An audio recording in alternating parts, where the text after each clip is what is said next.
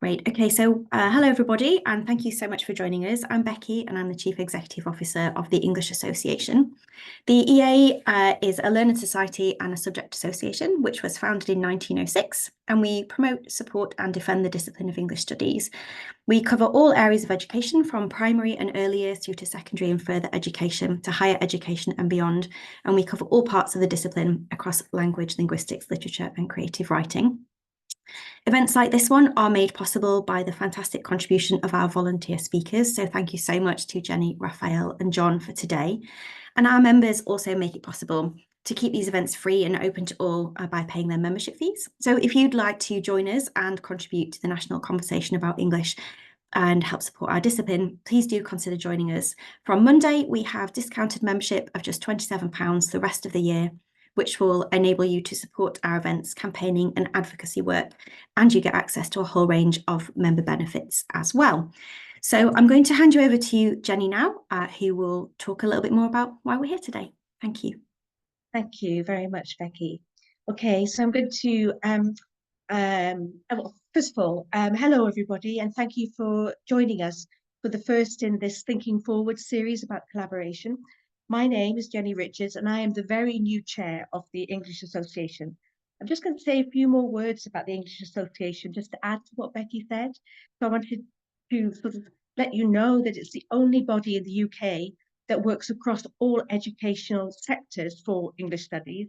And we provide opportunities for cross-sector exchange, knowledge sharing, and now thinking forwards about our subject for everyone. So in the next year or so, over the summer and next year, expect to see more initiatives from the English Association like this one. So we're setting up a new English Association hub led by Becky Fisher and Harvey Wiltshire to foster exchange between teachers and academics in English studies. And then on our website, we'll be developing and sharing cross-sector resources on applications data, on careers, and on emerging topics like oracy. Now, since we are an association, we do a lot of associating with our sister bodies, the Institute for English Studies, and I can see that Claire Lees, the director, is here today, and also University English.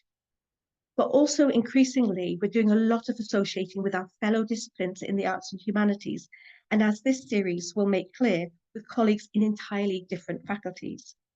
With this headline theme, Thinking Forwards, we're moving from primarily defending, we're not stopping advocacy, we still do that, but we're moving primarily from defending our subject to imagining its future central to the UK's knowledge economy and celebrating collaborations with partners in schools, in communities, in the GLAM sector, and with scientists. Now, we're not doing this alone, and we're not doing this solely as the higher education wing of the English Association. So our English teachers are already collaborating with maths teachers, and there'll be more information about that on our website in due course. We are collaborating with the Institute for English Studies and other bodies in the arts and humanities. And crucially, for this project, we are working with the School of Advanced Study, who will help us broaden this work as part of their campaign for the humanities. They will help us record professional videos with speakers and build a database of multidisciplinary collaborations. That, having said all of that, it gives me great pleasure to introduce our two speakers today. Raphael Lai is Professor of Renaissance Literature at the University of Cambridge. John Simons is Professor of Cognitive Neuroscience and Principal Investigator in the Memory Laboratory at the Department of Psychology, also at the University of Cambridge. They've been asked to speak for about 10 minutes about their own work and their collaboration on memory. And then I will ask them a couple of questions, which I shared with them in advance. But I'll make sure that we have plenty of time for your questions as well. Now, we're going to finish sharp on the dot at 2 o'clock. This is a lunchtime gathering. We're all busy people. I hope you have brought your sandwiches with you and got a cup of tea, and you can settle down and enjoy the conversation. With no further ado, I shall hand over to Raphael and John and mute myself. Thanks very much, Jenny. I think a slide might be about to arrive. Just share my screen. But it's really great to see so many people here, including some familiar names and friends, so thank you very much. John and I are working on an interdisciplinary study of memory vividness. It looks like we have funding to take this project forward together, which is very exciting for me. It's really looking forward to doing more work on this. It also involves Alex Walsham from the history faculty in Cambridge and Charles Fernyhough, psychology and Durham. And what we are going to do is communicate, two ways really, all the time about this topic of memory vividness. We're looking at literary and historical examples of vivid remembering in the light of modern research in cognitive neuroscience, but we're also working to develop new experimental explorations of memory vividness in the light of literary and historical representations and witnesses and theories and so on. So it's a two-way project. And perhaps the most kind of distinctive bit, as I see it, is the experimental component, to have those both disciplines in the room as we work on that. It relates to a broader project that John and Charles and I have been talking about with others about the subjective experience of memory across different disciplines, and to an even broader project which Charles is leading at Durham for the study of inner experience more broadly. So this is a kind of fine point of a broader kind of interdisciplinary study of subjective experience. And we just see vividness as a great point of contact between the humanities and sciences, something which has an idea which has a history, and it has a history of theory in poetics and in art, but it's also something which is opening up to modern scientific inquiries, which John is leading in various ways and which he can tell you about now. Thank you, Raphael. So Raphael's touched on this notion of the subjective experience of remembering, but really, we've been interested for a long time in trying to figure out, well, what is that? How can we begin to understand that? And, psychologists, cognitive neuroscientists who I generally work with and collaborate with have discovered a great deal about the cognitive and the brain mechanisms that enable us to recall a shopping list, for example, but considerably less is known about the processes that underlie the subjective sort of aspects of remembering, if you like. And partly that's because it's hard to gain insight into what somebody is experiencing inside their heads. Even our most sophisticated functional imaging technology doesn't really allow us to look at the brain and understand what people are experiencing. So scientists have really kind of struggled to know what kinds of questions they should be asking in order to tap into that experience. And so one strategy that we've been exploring, as Raphael's already touched upon in our collaboration, is to look for inspiration from novelists, poets, philosophers, historians, etc., many of whom have spent their entire lives, of course, thinking deeply about the nature of inner experience and what that might mean. And so I'm very hopeful as a scientist that this interdisciplinary approach can prove very valuable in highlighting key characteristics of remembering that we can then go ahead and test empirically, hopefully helping to shed light on brain mechanisms, cognitive processes that are responsible for producing that subjective sense of remembering. So just, here's an example where, Virginia Woolf captures how a multisensory experience, often remembered very much from a sort of first-person perspective, tends to characterize people's most vivid, most emotionally salient memories, those often that we might have the most confidence about, for example. And these insights have inspired scientists to think about, well, what are the key processes that might be involved in bringing together different sensory modalities and integrating those into some kind of a conscious representation. And there are regions in the brain, a region shown in this image at the bottom here, a region called the angular gyrus, marked here towards the back of the brain, marked here as AG, which is a kind of rich hub structure within the brain with very rich interactivity and connectivity between areas of the brain that are involved in processing sensory information, areas of the brain that are involved in memory processes, for example. And so this is a region that, we think to be very important for this key aspect of that sensory experience. And we've shown just, one example of some data that this sort of thinking has inspired is some data where we looked to see which areas of the brain were involved in multisensory integration, bringing together different components of a memory. And this angular gyrus region, so I don't know if you can see my pointer, but this region in the yellow towards the back of the brain here, didn't differentiate between auditory memories and visual memories, but does show greater activity when people are remembering that kind of integrated audio-visual information. And then when we try to use a pattern classifier, a kind of computational model, to decode the activity patterns in this region, we find that the classifier, the accuracy with which the classifier is able to decode those memories tracks the subjective vividness with which participants are experiencing their memories. So in other words, if people experience a detailed, a vivid memory, we can see that in the brain as a detailed and precise memory representation. Back to you, Raphael.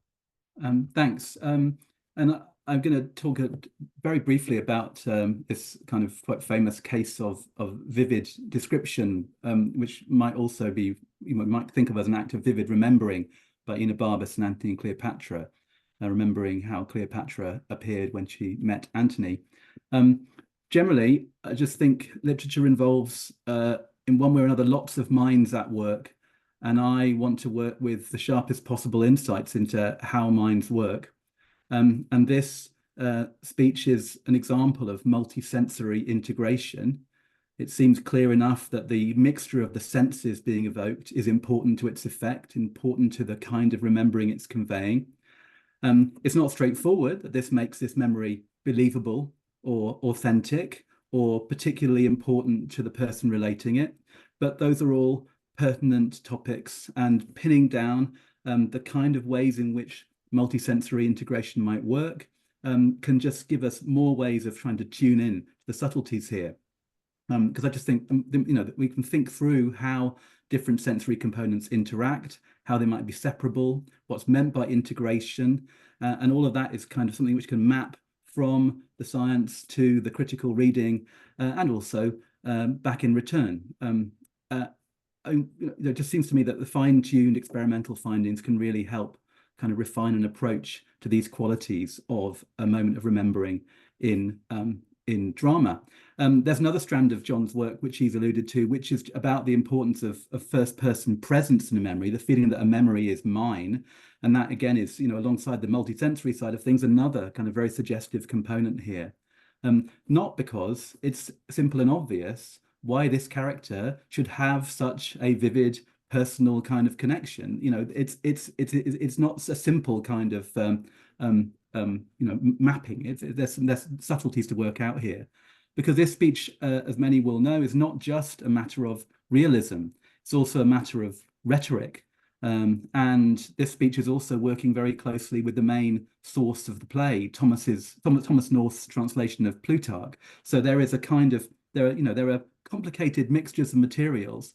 Vividness is a matter of style and genre, as well as of energeia, vivid description, and of multisensory combination. So this is the kind of the ground that we have started talking about and are looking forward to talking about a lot more. And that, I think, brings us to the end of our little preamble. Okay, thank you so much. Thank you very much. Thank you. That's great. Fantastic to hear about this early project, and I hope we'll hear about what you find and do together in due course. One of the reasons why I wanted Raphael and John to tell us about their work is just to give you a bit of preamble about the thinking behind this series, is that we have known for a long time that we can only tackle particular challenges or challenging topics if we work together. But actually moving into the space of working together has been very hard. And lots of universities, they're trying it, but our infrastructure within universities tends to be quite rigid. It's very difficult to, has been difficult to get that experimentation going. And also, I think another challenge is that often, John, if you don't mind me saying this, for scientists, you might work with artists or with other scientists, but it's very instrumental, and people come in, artists come in quite late in projects. So one of the things but this is a different kind of project, because the thinking is collaborative right from the beginning. So my questions are really designed to dig into the kind of collaboration, how it works, and what you hope to get out of it. But I imagine that people will want to add to my questions and perhaps ask maybe even more nitty-gritty questions about the work that you're doing. The last thing I wanted to say is I really love the idea, actually, Raphael, of that we will be better literary scholars if we actually understand how the brain works, how we think more about cognition. And this is a tiny contribution to that, but didn't have any collaboration involved in it. But when I was writing my last monograph about reading aloud, and everybody was saying to me, no, you can't do it, there's no evidence. And of course, they didn't do that, they were all silent readers. And I started to read work by neuroscientists who were saying that actually, even when you're a silent reader, the vocal cords are active. And that was my aha moment. I'm going to give this a go. So I'm all for that. But anyway, here I'm going to start with, I've got 3 digging in questions as I think about them. And the first one is an easy one. And I wanted to ask Raphael and John if they could tell us a little bit about how the collaboration came about. I'll take that one, I think. Shall I, Raphael? Yeah, so, I mean, you're absolutely right, Jenny. You know, one of the key things about our collaboration is that it involves co-creation of everything that we're doing. So we've been involved together with others, with Charles and with Alex Walsham, as Raphael's alluded to, and many others, right from the very beginning of this project. And it's been all about trying to come together in meetings, in workshops, in seminars, and talk to each other in a really kind of engaging sort of way, an engaged sort of way, to try to develop a sort of a shared understanding, a common space where we can all speak maybe not quite the same language yet, but much more of a similar sort of language than we do in our typical disciplinary conversations that we tend to have. And when we first started this, we were like it would be expected, we were kind of talking past each other a bit. We were speaking very different languages, and it's taken this really focused and concentrated engagement over, I think, Raphael and I have been talking about these things for a few years now, and we've come to the point where we do have this kind of much more common understanding, a common language, where we're now asking similar sorts of questions. We maybe are still coming from different perspectives, but they're the same sorts of questions, and they are, we're very sort of aware of how our questions are stimulating each other in a very sort of bilateral, almost generating kind of third space sort of conversation. And so that's really what the collaboration is all about. It's as you said, it's not at all about well, can we bring somebody in to just make us think slightly differently about this topic. It's how can we start from the beginning, really working very, very closely together to co-create these questions and ways of tackling them. I know that Raphael wants to come in, but I just wanted to say in response, I hope you are recording some of these conversations. It's almost, I think we always need an ethnographic study of the development of these collaborations. Over to you, Raphael.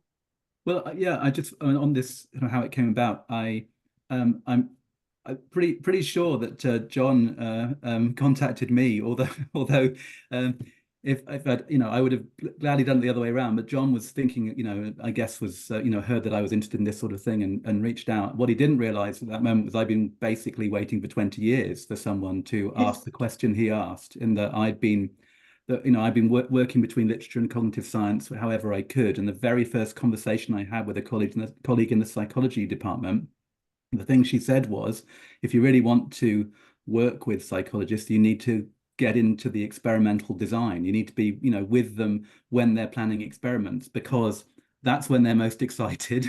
And also that's when the kind of thought processes will be most kind of revealed. And you can really kind of have that kind of disciplinary conversation. And that was the opportunity that arose. And I have, over the years, had some really good experiences of getting a certain distance into kind of, working on experiments with people in the psychology faculty and so on. But it's really, this is the most kind of concrete and tangible, kind of fully thought through. And it's just, say, I've been waiting for a very long time for this to come together, and I'm very grateful to John. Yes. I mean, it takes a particular kind of, if I can say this, a particular kind of openness to and bravery to think in this way. I can see that the chat is already filling up with some interesting perspectives, so I definitely want to make room for people's questions. And somebody might want to ask a question about actually how you find common language, because I know from my work with scientists that actually finding, it's not just, you've got to get find a terminology and then align your thinking, and it's not easy. But let me ask my second question, which is more like it feels like more like a dating question, if you don't mind. I really want to get into the nitty-gritty of well, the highs and lows. When did you get annoyed with each other? When was it not working out as well? Or what are the, or let me put it differently, let me put it more positively. What have been the challenges and the pleasures of finding out about each other? Well, I don't think we've yet got annoyed with each other, have we, Raphael? I don't think that's I can't see that happening. I mean, the challenges really have been more about, how can we get this work supported? So, we have, and then, we sort of came up with these ideas, not because we thought, oh, it would be great just for psychologists and English people to work together, not for the sake of it. It really was that we had these interesting questions that clearly, would really benefit from coming together and getting, extradisciplinary, cross-disciplinary perspectives on it. And so that was kind of one of the first challenges was, well, who are the best people to get involved in this? How can we really build the best team, cross-disciplinary team from, with bringing people together from very different backgrounds, very different perspectives to ask these sort of interesting questions about this area. And then it was about, developing that language. It was about having lots and lots of conversations and really committing to engage in those conversations, holding workshops, which were facilitated workshops, going back to your earlier point, Jenny. So we had them as facilitated workshops where there were recordings taken of the things that were coming out from those workshops, the discussions and the conclusions from those discussions. And we sort of have a living document that we've sort of been putting together over the years. But it really does take that sort of in-depth engagement and real commitment from everybody to be part of that and want to commit to it, because it's not easy. It's hard. It can be quite challenging. It can be difficult work to come up with really interesting, fresh questions, fresh ideas, and fresh perspectives on those ideas. But then the real challenge has been, okay, this is all great, but how can we get this work funded? How can we get this work supported? Because, to some extent, the conversations and things we can have without necessarily needing support, but to really do the in-depth work that requires having people working in our teams to really, particularly to do the cognitive neuroscience work, which is very, can be very expensive, we need to get funding. And that has been our real challenge, because as I'm sure many people on this call will have had the experience of, you go to a funder who professes to be very interested in funding cross-disciplinary work, and then there are real challenges in getting the right sort of evaluation and assessment of those applications, because they send them to somebody in discipline A who doesn't understand the discipline B half, and they send it to people in discipline B who don't understand the other half, and it's just very difficult to to get that funding. Now we seem to have cracked that in a relatively small way, but we've got our first successful grant application just in the last couple of weeks, actually, which is very exciting. And we're hopeful that funders are starting to really understand about the innovative ways that they need to be structuring their funding applications, their funding calls, and indeed their assessment practices to enable that real cross-disciplinary work to be supported. I mean, this is a very new development. It's been, I can see, Raphael, it's been a very new development. There is a question coming up from Sandra, which I'll perhaps come to in a minute when I get to the end of my other practical question. Raphael. I just want briefly to just kind of note, the comments and edit functions of a Google Doc can be quite an interesting, when you're drafting a grant application and trying to bring it down to 1,000 words or whatever, that's been one kind of incidental space where we worked a lot of things out. And that, with 4 people editing a document, that was hard work.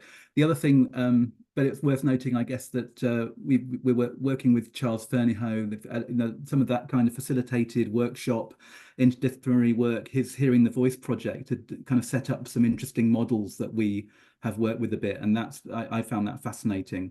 But the other thing I just wanted to know is just about that funding question, because it was new for me to have a project I really wanted to do, for which I had to wait, and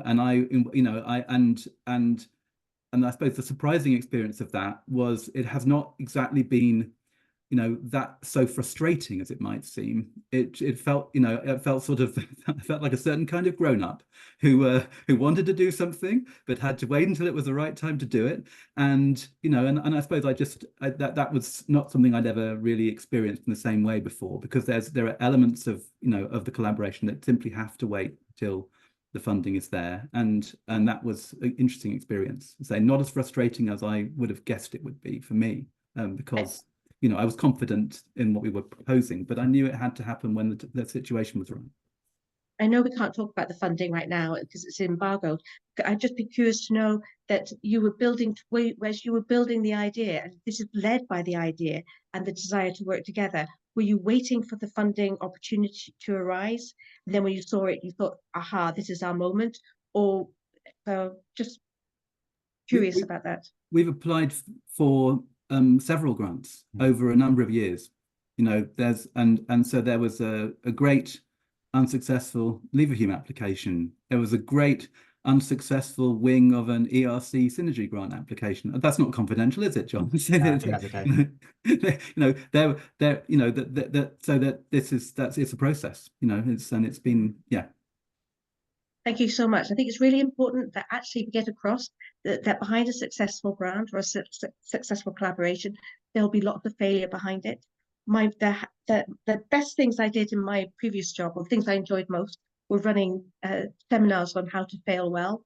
I just think you've got to have that and acknowledge that before you can do the really exciting stuff. So my last question, and then we will open up the questions. Could I ask you, what are you able to do? This is really for John, actually. Well, it's for both of you, but I'm particularly interested in why scientists want to collaborate with English literature people, language, linguistics, or humanities more generally. What are you able to do as a result of your collaboration? Or to put it differently, what could you not do if you two were not working together?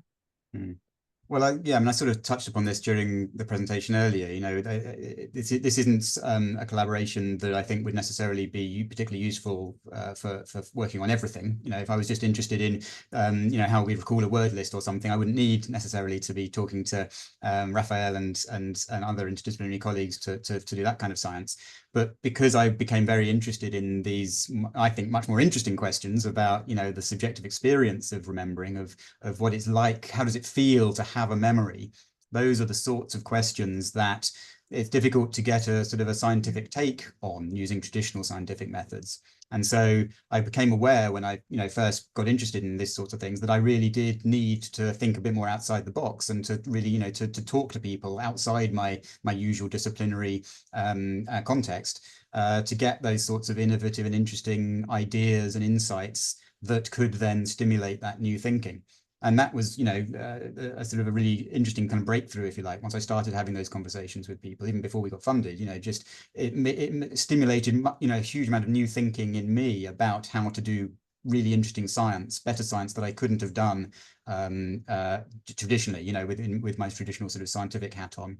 And then, you know, the sort of the added bonus, if you like, was the realization that this wasn't just good for me as a scientist. The conversations we were having could be good for the other people as well in their disciplines, that this could be benefiting Raphael and it could be benefiting, you know, the historians and and people from other disciplines who were involved, that it could help to stimulate them to interpret the readings that they were looking at in different ways, from having a better understanding of the science. And so it is very much that kind of two-way street is how we see it, and that is just an incredibly rewarding experience, you know, having those sorts of conversations and developing those sorts of collaborations. I think I definitely want to hear from Raphael. We're certainly traditionally, less so now, we've seen people used to describe themselves in the humanities as lone scholars. So we're moving away from that, but I still think it needs to opening up. People need to see the possibilities and benefits of what Rick Rylance you always used to say to me, but call working with our distant cousins rather than our near neighbours. Right. So Raphael, I'm sure you will touch on this, but you might have more to say. Well, no, I think we've covered many of the things I've said. Would say about what we would done without, what we could not have done without collaborating. We've kind of covered some of that already. I mean, I just feel like, you know, we've got a topic which has a set of terms involved in it, which, you know, are used in kind of lively, distinctive, overlapping ways, and you know, refining you know, both the overlaps and the distinctions in the use of that terminology. Just, you know, is very exciting. And I think what I suppose I am looking forward to and have experienced to some extent so far, and it may go both ways, but perhaps it especially in trying to understand, you know, trying to work with cognitive neuroscience or psychology in general, is that I can read the papers and do fairly well understanding how they work and what they conclude. But the process of this, of thinking, the processes behind devising a means of assessing vividness with the equipment and and means available, that I need to know early. I need to be involved in. I mean, I'm looking. I think that earlier part of the process is where a lot of really, really important kind of fine tuning goes on, and that I think is going to be extremely informative, and it has been in all our conversations so far, but also my collaborations with other psychology colleagues, when just it's that point where trying to work out what you can test and how is involves some really careful thinking that isn't always manifest in the published papers. I think your sentence about the advice you were given, Raphael, that you need to get in on the experimental design, and that this is a project that is all about working through experiment, that is very, very original, and feels somehow right. But I just wish somebody had said that to me many years ago when I was trying to start my collaboration. I think I should be honest and say, I think the idea is to say, if they're ever going to find you interesting, you have to get them talking about experiments. But I've kind of inflected it in a more positive way over time. So I've asked my questions, and we've got some absolutely brilliant questions in the chat that I'm going to go through. And if people also want to ask a question, I can just raise your hand, and if I don't see you immediately, then Becky will help me find you. But Sandra, I want you to go back to your question about funding, just to see if you wanted to follow up on that or not. You say in the chat that you is half answered. Do you want to get the rest of the answer? I can. Thanks so much, Jennifer. Well, it was basically answered by John already, more or less, about sort of, convincing funding bodies to make it attractive to them. That's the kind of like experimental design, or the kind of like research design that's going to be helpful for the future. But I think in practical terms, I was also thinking about how to support the people that don't have access to those kinds of funding opportunities. So I was wondering whether there's also scope to think a little bit further about precariously employed researchers, or academics, PGRs, people that are still building their career. I wonder if you could speak a little bit about how do you envision integrating those people into those kinds of collaborative research projects? Yeah, that's a really good point. So that's actually a big part of our project, is that it's not just about the four of us who are the co-investigators on this grant. The main sort of thrust of what we're trying to do is based around a much wider group, which we've called Memory Club, which is kind of a group of people from across all different career stages, from across all different disciplines, and across institutions, so from a number of different places, who are interested in these conversations and have been involved in these sorts of discussions, and come together to be part of this collaboration. And so not all of those people will necessarily directly be involved in the experiments, or the actual the literary work that we'll be doing, for example, but they'll be part of that conversation, and we hope that will stimulate them and enable them then to get involved in and start those kinds of conversations themselves in their own institutions, or in their own sort of subgroups, or however they want to do that. And so, that's a big part of it. And for example, we're going to have a Memory Club is going to have presentations that are by early career researchers, for example, where we sort of fund the early career researchers to come to the meetings and invite them to speak about an area that they're involved, that they're interested in, and then can be part of that conversation going forward. So that's a really big part of it, is about thinking not just how can we make this really good for the four of us who are going to be doing the direct work, but actually, can we use this as a bit of a vehicle to stimulate that wider conversation across institutions and, potentially across disciplines? I think that a question that might come up over the course of this series is whether you need to be, it's building on what Sandra has said. I'm thinking about whether you need to be, especially in the sciences, whether you need to be at a certain stage of your career to envisage this kind of collaboration. But a lot of scientists, when they're starting out, they're so focused on getting their papers out. But maybe we can leave that one for, Raphael. Well, just to agree that that's a really important consideration, and it's something which I think this project gives me a chance to be a bit more kind of strategic about, thinking about who gets to get involved in this sort of work. And because I have to be very honest, about you know, that I've you know, it amazed people to know that 20 years ago when I started thinking about literature and psychology, I wasn't an established, you know, I was kind of fairly established in my career. I wasn't going out on a risky limb necessarily as regards building a CV, you know, and I think that that is something that I've thought about whenever I've been working with PhD researchers or other kind of other early career researchers who are interested in the same kind of disciplinary crossovers. I've been thinking about how they can work it best for them, given the need to kind of, you know, or different kinds of need to build CVs that will please more of the people more of the time. Yeah. And so I think that that is something that John's really nicely outlined. We've got a kind of infrastructure for doing that, but I think we're, you know, pretty, and feel deeply aware and actually sort of self-conscious about, you know, where you know, the mindset I had when I thought I'm going to turn to something completely different to solve the problems I'm seeing in my thinking about memory. And it was at a point where I, you know, I could do what I wanted. And that is, you know, and that may indeed, you know, now look like another era even for established academics, you know, but that was, you know, there was a luxury position I was in. I think this is a really important issue, Sandra, that you've raised, and I hope that we'll pick this up in later on in the series as well, and that you've opened up a really important question for us. So thank you for that. I'm going to turn now to Sarah Mears, who's the co-director of an empathy lab. Sarah, do you want to ask your own question, or I can see you've revealed yourself, so. Yeah, I can do. Yeah, thank you. Thank you. That's really interesting, and it was just really about the content. Really, I was interested in. We focus on the role of reading in developing empathy. So we're looking at the neuroscience around how children read, what happens in the brain when you read, not just children, but we're focusing on children. And I was just really interested in thinking about the role of the relationship really between reading, memory, and empathy, and whether either of the speakers has got any reflections on that.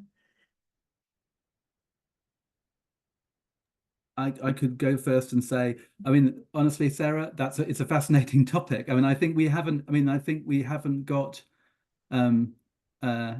empathy is kind of in the broad picture of the project, but it's not one of the kind of major reference points as we see it at present. And I guess also if we're as we're kind of thinking about which brains will be most interesting, it's the aging brain that has kind of often been you know, John's focus and some of our kind of priority. So that sort of developmental bit, you know, is you know, but it might well come into the picture. Say Charles Fernyhough is one of his you know, he's been a big kind of developmental memory thinker. So I mean, basically, I think it's fascinating. I don't have anything much to say about it at present, except it's a really interesting topic. Thank you. I mean, perhaps I can say a little bit as well. I mean, certainly, you know, we know that language is really, really important and very, you know, closely interlinked with memory. And that's a fascinating question, of course, is when it comes to development of memory, you know, why is it that very young children, for example, you know, we can't remember our very, very earliest memories, you know, before we develop language abilities, and how much is it all tied together in that sort of way. And the same, similarly with empathy, you know, we know that the sorts of processes, the sorts of brain computations that enable us to put ourselves in someone else's shoes, for example, to have that sense of self and other that's required for a sense of sort of empathy, those all develop around that same sort of time. And so we're talking sort of, you know, the age of sort of 3, 4, 5, for example, at the same sort of time as we're developing those sort of higher level memory abilities. So we're able to experience memories in different ways. And therefore, you know, that's when we tend to have those earliest, you know, real memories, is that from around that kind of age, because it seems that's when those other processes that all contribute to memory are developing. So I think, yeah, they are all very, very closely interlinked. And I think, you know, a full understanding of these will require us thinking about those sorts of processes as well. Thank you. It's going to be a very generative project, obviously, very exciting. And the next question comes from Christopher Comer. This is about, Christopher's really, Christopher, would you like to ask your own question, or shall I read it out? Sure, I'd be glad to ask it. It's perhaps getting ahead just a little bit, but when you have folks collaborating across science and the humanities, you hope always, and it sounds like this is true for your case, that you have a broader view of the problem that's facing you. And one of the interesting problems in the area of literature in the brain is especially the vividness approach that you're taking, which I really think is important, is the variability across people, that everyone has different degrees of vividness to sensory experience and also the evoked memories. So I'm just wondering if that's a factor in the way you're approaching your research to come. Yeah, absolutely, a huge factor. So, the grant that we've just had funded, several of the experiments absolutely do focus in on that, those individual differences in vividness and memory abilities, because that's such a rich seam of information to be able to try to understand these things. If everybody just sort of had the same level of vividness, then it would be difficult to sort of pit one thing against the other and really explore that variability. And so it gives us an enormous sort of richer data set, if you like, from trying to get as diverse a sample as possible. People who have very vivid memories and very vivid inner experience generally, all the way across the spectrum to people who really don't appear to experience their memories or even sort of visual imagery with any sort of vividness or richness or detail. So you may have heard of the condition aphantasia, for example, where there are some people who appear to have no sort of inner imagery, visual imagery, or unable to report as having so anyway. And studying people like that, involving those sorts of people in our research, can provide hugely valuable insights. And so absolutely going right across that spectrum is something we're keen to do. And I just agree with that as a very important part of the project, but also just to maybe just add in a general sense that something I found interesting a lot of the time is kind of teasing out the different ways that different disciplines are willing to generalize or not, are willing to kind of to prize uniqueness and particularity and see that as kind of the essential state of things, or whether finding the common threads, whether they are kind of brain level or whatever, just how that kind of negotiation of what are common traits, what are typical, what are generalizable, and how the kind of how we all work carefully with those sorts of things. Great, thank you. Sorry, question from Simon James from Durham that follows on from Christopher's question. Yes, if that's okay. Thanks, Jenny, and thanks. Nice to see you, everyone.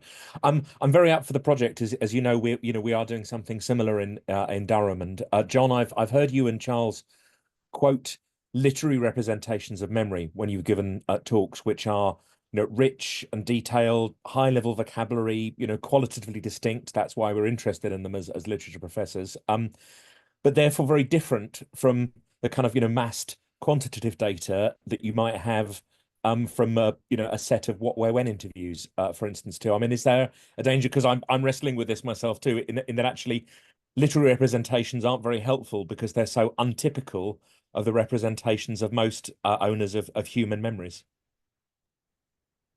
That's a really challenging question to ask, and it's great because I think we've been wrestling with the same sorts of things. And when we were writing this grant, that was one of the things we were really keen to drill down on and really try to really come up with some concrete ways of addressing that. And so we have been talking, and you probably know about the work that Charles Chernyaho in Durham has been doing, trying to come up with these sorts of objective measures of the subjective aspects of experience or of literary representation, for example. So there are ways in which you can come up with objective scoring systems, for example, that allow you to analyze some kind of a memory narrative, for example, and extract certain features of that or certain variables that come out of the structure of that or the content of that narrative, and provide you with objective measures of that more subjective kind of sample, if you like. And so that's the sort of thing that we're going to be doing in this collaboration, is trying to come up with more and more of those objective measures, because, as you rightly, say, it can be difficult with something that is so subjective to think, well, how can we really reliably measure that? How can we really, nail that down? And so that really is the challenge with this work. And one of the things, we are really sort of focusing on with this. Raphael, I don't know if you want to add to that.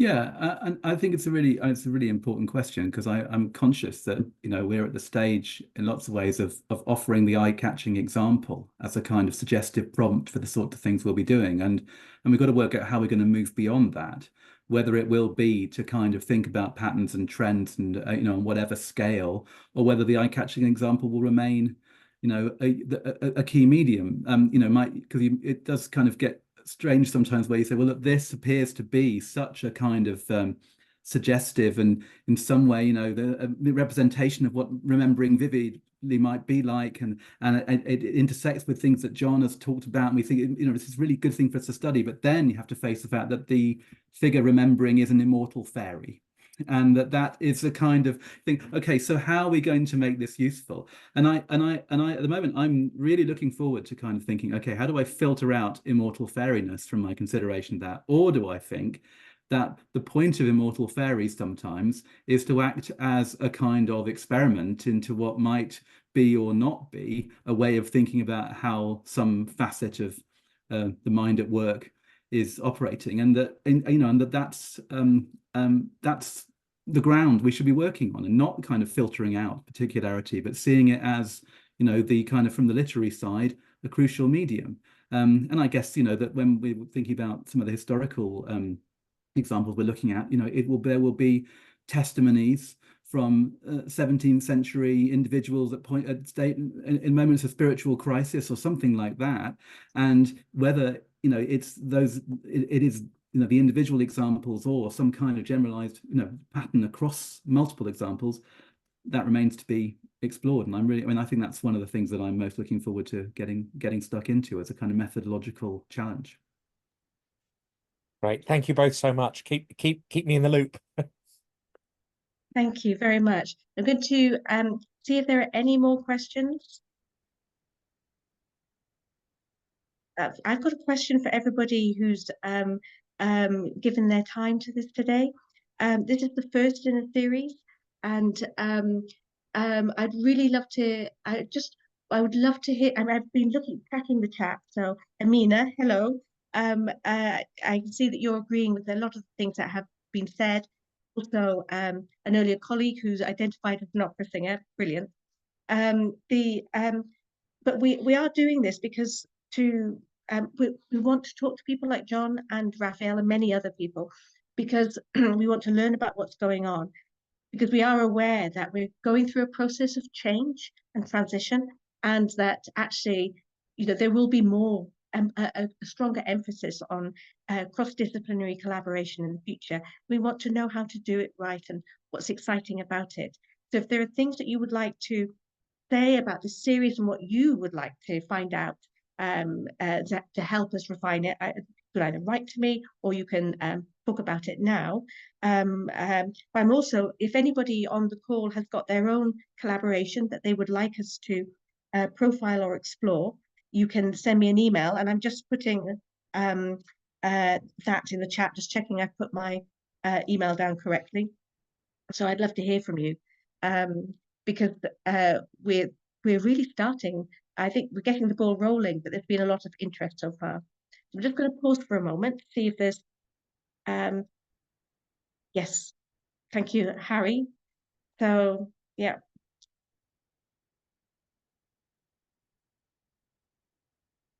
Okay, so I can hear my tummy rumbling.